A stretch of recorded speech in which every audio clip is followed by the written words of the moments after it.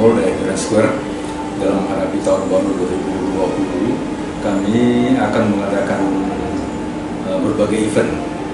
Salah satunya itu yang akan kita adakan pada tanggal 19, yaitu ada event lomba mewarnai, lomba menggambar, dan event donor darah.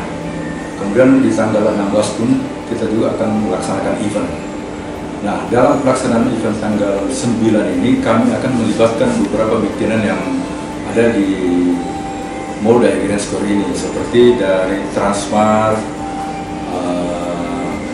Sony 2000, Bioskop CGV, AB Cafe, dan berbagai macam lainnya. Itu semua kita libatkan.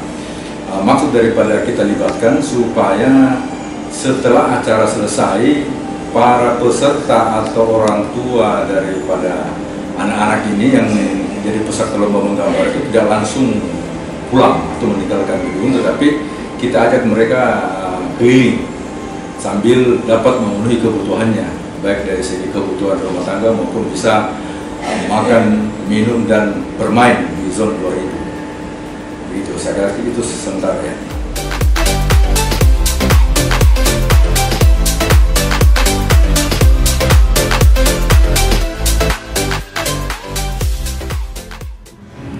Ayo berpartisipasi dalam acara Lomba Mewarnai yang diadakan pada tanggal 9 Februari 2020. Ayo kita bersama-sama bermain di Zone 2000 Transmart Daya Carrefour.